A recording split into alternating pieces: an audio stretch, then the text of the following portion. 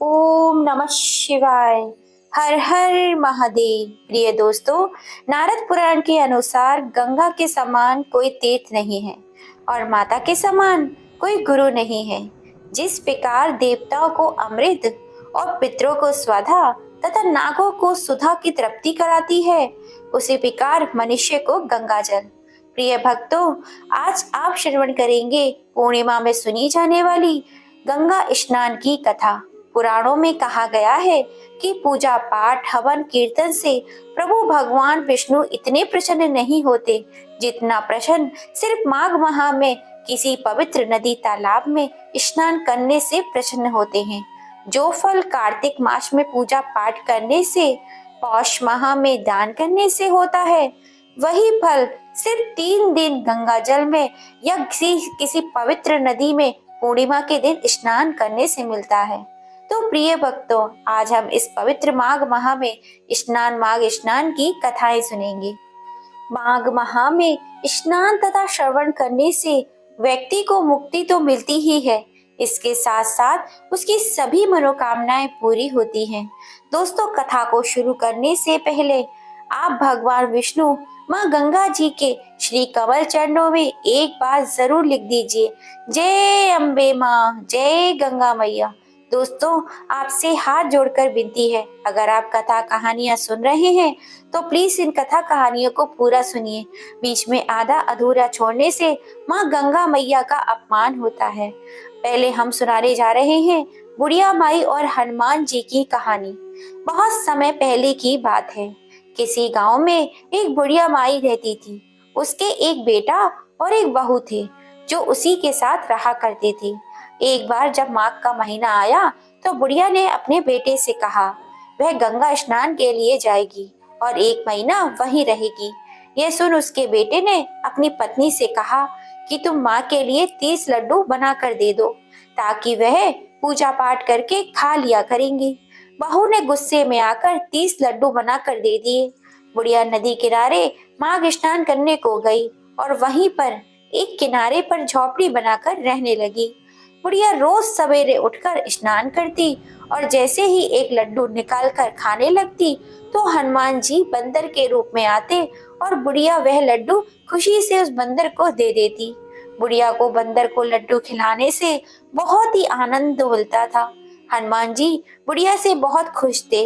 इस तरह से माघ का पूरा महीना बीत गया और सभी 30 लड्डू हनुमान जी बंदर के रूप में खा गए। अब माघ का महीना समाप्त हो गया और बुढ़िया माई वापस अपने घर जाने की तैयारी करने लगी तो उसके सामने हनुमान जी आकर स्वयं प्रकट हो गए। बुढ़िया माई की उस झोपड़ी की जगह एक आलीशान महल बन गया। बुढ़िया माई का पूरा महल धन दौलत से भर गया। उसकी सारी बीमारी भी दूर हो गई। यह सब होने पर वह अपने बेटे के पास गई। बुढ़िया को इतना धनी देखकर उसकी बहू के मन में लालच आ गया। उसने सोचा अगले माघ मास मैं अपनी माँ को गंगा स्नान करने के लिए जरूर भेजूंगी। अगले माघ मास आने पर उसने अपनी माँ को गंगा स्नान के लिए कहा। उसने बहुत प्यार से पूरे 30 लड्डू घी में बहुत सारा मेवा डालकर अपनी माँ के लिए बना कर दिए। माँ गंगा स्नान करने के लिए गई और जैसे ही सुबह सवेरे स्नान करके लड्डू खाने बैठती तो हनुमान जी बंदर का रूप धारण करके उसके सामने आकर बैठ जाते। वह पत्थर मारकर उन्हें भगा देती और कहती मेरा ही पेट नहीं भरता, तुम्हें कैसे दे दूं। उसका रोज का यही क्रम बन गया। 30 दिन तक यही चलता रहा। जब माघ का महीना खत्म हो गया तो हनुमान जी फिर से प्रकट हुए और उन्होंने बहू की मासी झोपड़ी को कूड़े में बदल दिया और उसकी माँ को डोकर बना दिया। इधर माघ का महीना समाप्त होने पर बुढ़िया की बहू ने अपने पति से कहा माघ का महीना समाप्त हो गया है, आप मेरी माँ को गाजे बाजे के साथ ले आओ।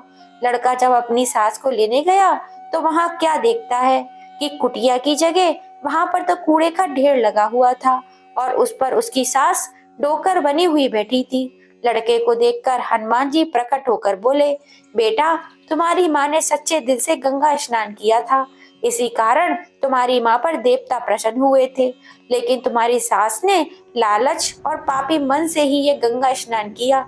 उसने माघ मास में अपनी बेटी के घर का अन्न खाया है, इसलिए विष्णु देवता उससे नाराज हो गए और उन्होंने उसे डोकर बना दिया। जैसे बुढ़िया माई को गंगा स्नान का फल मिला, वैसे ही किसी को भी ये कहानी सुनने वाले, कहने वाले, गंगा जी में डुबकी लगाने वाले, गंगा स्नान करने वाले सभी भक्तों को गंगा मैया की कृपा बनी रहे। प्रिय भक्तों, अब हम श्रवण करेंगे गंगा स्नान की दूसरी कथा। एक नगर में एक ब्राह्मण दंपति रहते थे। वे दोनों प्रतिदिन 7 कोस दूर गंगा और यमुना नदी में स्नान करने जाते थे। इतनी दूर जाने आने से ब्राह्मण की पत्नी थक जाती थी। एक दिन उसने अपने पति से कहा कि हमारा एक पुत्र होता तो कितना अच्छा रहता। पुत्र की बहू आती तो हमें घर वापस आने पर खाना बना हुआ मिलता और बहू घर का काम भी कर लेती। अपनी पत्नी की यह बात सुनकर ब्राह्मण ने कहा कि तुमने बात तो सही कही है, चल मैं तेरे लिए बहू ला देता हूँ। ब्राह्मण ने कहा कि एक पोटली में आटा डालकर कुछ मोहरे रख दे। ब्राह्मण ने कहे अनुसार उसने पोटली बांध कर दे दी। पोटली लेकर ब्राह्मण चला गया। ब्राह्मण सफर के दौरान यमुना नदी के किनारे पहुंचा। वहां पर बहुत सी सुंदर सुंदर कन्याएं खेल रही थी। वह रेत में घर बनाकर मिट्टी से खेल रही थी। उनमें से एक लड़की ने कहा, मैं अपना घर नहीं तोड़ूंगी, मुझे तो रहने के लिए ऐसा ही घर चाहिए। लड़की की बात सुनकर ब्राह्मण मन ही मन सोचने लगा कि बहू बनाने के लिए यही लड़की सबसे उत्तम है। जब वह लड़की जाने लगी तो ब्राह्मण देवता भी उसके पीछे पीछे उसके घर तक चले गए। वहां जाकर ब्राह्मण ने उस लड़की से कहा, बेटी, माघ मास चल रहा है, इसलिए मैं किसी के घर का अन्न नहीं खाऊंगा। मैं अपने साथ आटा लेकर आया हूँ। तुम अपनी माता से पूछो, क्या वह मेरे लिए आटा छानकर 4 रोटी बना देंगी? यदि वह मेरा आटा छानकर रोटी बना देंगी तो मैं रोटी खा लूंगा। लड़की ने आकर जाकर अपनी माँ से सारी बात बताई। माँ ने कहा, उचित है, जाकर ब्राह्मण देवता से कह दो कि वह अपना आटा दे दे, मैं रोटी बना दूंगी। जब वह आटा छानने लगी तो आटे में से बहुत सी मोहरें निकली। वह सोचने लगी, जिसके आटे में इतनी मोहरें हैं उसके घर में कितनी मोहरें होंगी।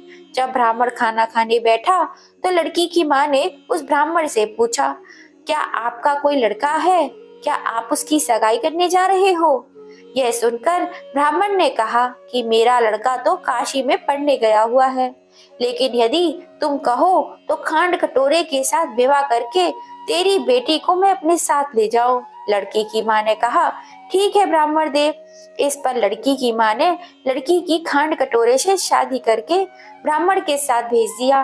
ब्राह्मण ने घर जाकर कहा, रामू की माँ, दरवाजा खोलकर देख, मैं तेरे लिए बहू लेकर आया हूँ। ब्राह्मण की पत्नी भीतर से बोली, अरे अरे, हमारे तो कोई बेटा भी नहीं है, बहू कहाँ से आ गई? दुनिया ताने मारती थी, अब आप भी मारने लगे। ब्राह्मण ने कहा, तू दरवाजा खोल कर तो देख। जब ब्राह्मणी ने दरवाजा खोला तो सामने बहू खड़ी थी। देखा उसने बहू का स्वागत किया, आदर किया, सत्कार से बहू को अंदर लेकर आई। जब वह ब्राह्मणी अपनी पत्नी के साथ नदी स्नान करने जाती तो पीछे बहू घर का सारा काम कर देती, खाना बनाकर रख देती, उनके कपड़े धो देती, रात को दोनों के हाथ पैर भी दबा देती। इस तरह बहुत दिन व्यतीत हो गए। ब्राह्मणी ने अपनी बहू से कहा, बहू, कभी भी चूल्हे की आग को ठंडा मत होने देना, मटके का पानी कभी खत्म मत होने देना। परंतु एक दिन चूल्हे की आग बुझ गई। यह देखकर बहू बहुत घबरा गई और भागी भागी अपनी पड़ोसन के पास गई और कहा, मेरे चूल्हे की आग बुझ चुकी है, मुझे थोड़ी सी आग चाहिए।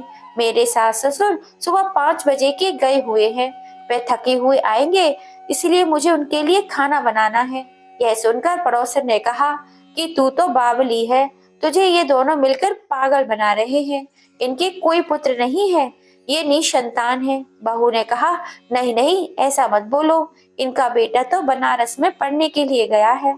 इस पर पड़ोसन ने कहा, यह तुझसे झूठ बोल रहे हैं, मेरी बात सच मान, इनके कोई बेटा नहीं है। अब बहू पड़ोसन की बातों में आ गई और कहने लगी कि अब आप ही बताओ कि मैं क्या करूं। पड़ोसन ने कहा, करना क्या है, जब तेरे सास ससुर आए तो जली हुई रोटियां बना कर दे देना और बिना नमक वाली दाल बना देना। खीर की कलछी में दाल की कलछी और दाल की कलछी में खीर की कलछी डाल देना। पड़ोसन ने उसे अच्छे से सिखा पढ़ा दिया। फिर जब उसके सास ससुर घर आए तो उसने ना तो उनका आदर सत्कार किया, ना ही उनके कपड़े धोए। और जब उसने सास ससुर को खाना दिया तो सास बोली, बहू क्या बात है, आज ये रोटियां जली हुई ही क्यों है और दाल अनोली क्यों है? तब बहू ने पलट कर कहा, एक दिन ऐसा खाना खा लोगे तो कुछ बिगड़ नहीं जाएगा तुम्हारा। सास ससुर को खरी खोटी सुनाकर वह फिर से पड़ोसन के पास गई और बोला, अब आगे क्या करना है? पड़ोसन ने कहा, अब तुम सातों कोठों की चाबी मांग लेना। अगले दिन जब वह गंगा स्नान करने के लिए गई, जाने लगे तो बहू अड़ गई कि मुझे तो सातों कोठों की चाबी चाहिए। तब ससुर ने कहा कि इसे चाबी दे दो। तब सास ने बहू को सातों कोठों की चाबी दे दी। सास ससुर के जाने के बाद जब बहू ने दरवाजे खोले तो देखा कि किसी में अन्न भरा है, किसी में धन भरा है और किसी कोठे में बर्तन भरे हैं। जब उसने सबसे ऊपर का सातवां कोठा खोला तो देखा कि उसमें शिव जी, पार्वती माता, गणेश जी, लक्ष्मी जी, पीपल पथवारी, कार्तिकेय ठाकुर, राई, दामोदर, तुलसी जी का पिबड़ा, गंगा, यमुना, 33 करोड़ देवी देवता विराजमान है।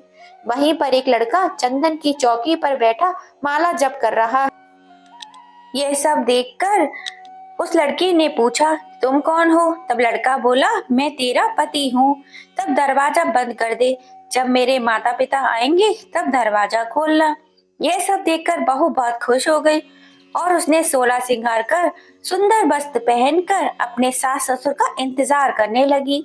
उसने अपने सास ससुर के लिए अच्छे अच्छे पकवान बनाए।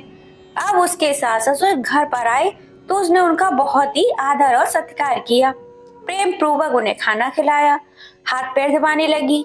पैर दबाते हुए बहू ने कहा, माँ आप इतनी दूर गंगा यमुना स्नान करने के लिए जाती हो, आप थक जाती होंगी, इसलिए आप घर पर ही गंगा स्नान क्यों नहीं करती हो? यह सुनकर सास कहने लगी, बेटी गंगा यमुना घर पर थोड़ी बहती है। तब उसने कहा, माँ जी गंगा यमुना हमारे घर में ही तो बहती है, चलो मैं आपको दिखाती हूँ। जब बहू ने सातवां कोठा खोलकर दिखाया तो उसमें शिव जी, पार्वती जी, गणेश जी, लक्ष्मी जी, पीपल पथवारी, कार्तिकेय ठाकुर, राई, दामोदर, तुलसी जी का बिजड़, गंगा यमुना बह रही थी और 33 कोटि देवी देवता विराजमान थे। वहीं चौकी पर बैठा एक लड़का माला जप कर रहा था। माँ ने उसे देखकर कहा, बेटा तू कौन है? लड़का बोला, माँ मैं तेरा बेटा हूँ। तब ब्राह्मणी ने पूछा कि तू कहाँ से आया है? लड़के ने जवाब दिया कि मुझे माघ माह की दामोदर भगवान ने भेजा है। माँ ने कहा, बेटा संसार कैसे मानेगा कि तू मेरा बेटा है?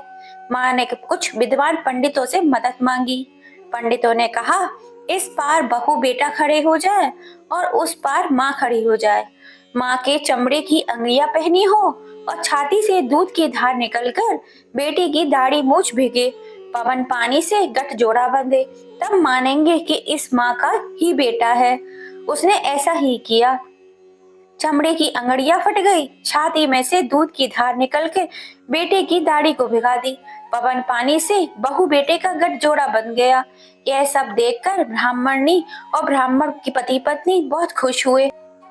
हे माघ मास के ठाकुर, जैसे आपने ब्राह्मण और ब्राह्मणी को बहू बेटा दिया, वैसे ही सब काहू को देना। माघ मास की कथा कहने सुनने वाले, हुंकारा भरने वाले सब पर अपनी कृपा बनाए रखना। प्रिय भक्तजनों, अब हम श्रवण करेंगे बुढ़िया माई की खिचड़ी की कथा। कहते हैं एक गांव में गरीब बुढ़िया रहती थी। उसका अपना सगा कोई ना था। वो दिन रात कान्हा जी की भक्ति में लीन रहा करती थी और रोज सुबह गंगा स्नान करने जाती। उस दिन बुढ़िया की भक्ति से भगवान कृष्ण बहुत ज्यादा खुश थे और वो खुद उसकी कुटिया की खिड़की पर एक कटोरे में खिचड़ी रखकर रोज चले जाते, जिसे वो बुढ़िया नहा धोकर आने के बाद खा लेती थी। बरसों तक यही सिलसिला चलता रहा, लेकिन उसकी पड़ोसन को इस बात की काफी जलन होती थी। एक दिन बुढ़िया वो नहाने गई और श्री कृष्ण जी उसके घर की खिड़की पर खिचड़ी रखकर चले गए, तो वो दुष्ट पड़ोसन ने खिचड़ी का कटोरा घर के पिछवाड़े फेंक दिया। जब गंगा स्नान करके बुढ़िया माई लौटी तो उसने वह कटोरा नहीं मिला, तो बुढ़िया माई बहुत दुखी हो गई। और भूखी ही प्यासी रह गई। बुढ़िया माई को भूखा प्यासा देखकर पड़ोसन बहुत खुश होने लगी, लेकिन जहां उसने खिचड़ी फेंकी थी वहीं पर एक पौधा उगाया। उसमें से 2 फूल निकले। उसकी सुगंध काफी अलग थी। एक बार उस नगर का राजा उधर से होकर गुजर रहा था। उसने वो सुगंधित फूल देखे, उसे बड़े ही पसंद आए। वह उन दोनों फूलों को तोड़कर अपनी रानी को लेकर ले गया। रानी ने जैसे ही उन फूलों को सूंघा, वह गर्भवती हो गई और उन्होंने 9 महीने के बाद जुड़वा बच्चों को जन्म दिया। दोनों राजकुमार जब बड़े हुए तो किसी से बात नहीं करते थे, लेकिन अक्सर जंगल में शिकार करने जाया करते थे, जहां उनकी मुलाकात उस बुढ़िया से होती थी। यह बात जब राजा को पता चली तो वो बहुत हैरान हो गए। उन्होंने तुरंत सैनिकों को उस बुढ़िया को लाने के लिए भेजा। दरबार में जब वो उस बुढ़िया को पहुंची तो राजा ने पूछा, मेरे दोनों बेटे किसी से बात नहीं करते, लेकिन आपसे बात करते हैं, क्यों और कैसे? इस बुढ़िया माई ने कहा कि मुझे ये सब कुछ नहीं पता, लेकिन हाँ, मैं तो अपना खिचड़ी वाला कटोरा खोज रही थी। तब एक दिन दोनों मुझसे आकर मिले और कहने लगे कि मैं ही आपका कटोरा हूँ और मैं ही आपकी खिचड़ी हूँ। और तब से ही ये दोनों मुझसे मिलने आने लगे। राजा को ये सब सुनकर बड़ी ही हैरानी हुई, लेकिन उसने बुढ़िया को प्रणाम किया और उन्हें दरबार में विशेष अतिथि बनाकर हमेशा हमेशा के लिए रख लिया। ये देखकर दोनों राजकुमार बागी प्रसन्न हो गए। उन्होंने तुरंत राजा को प्रणाम किया और दोनों ने बोलना आरंभ कर दिया। संयोग से उस समय माघ मास चल रहा था। तभी से माघ मास के इस पवित्र महीने में नदियों में स्नान करने और घरों में इस दिन खिचड़ी बनाने का रिवाज चला आ रहा है। तो बोलो भगवान श्री कृष्ण की जय। भगवान श्री कृष्ण आपने जैसे उस बढ़िया माई पे कृपा करी, वैसे सब काहों पे कृपा करना।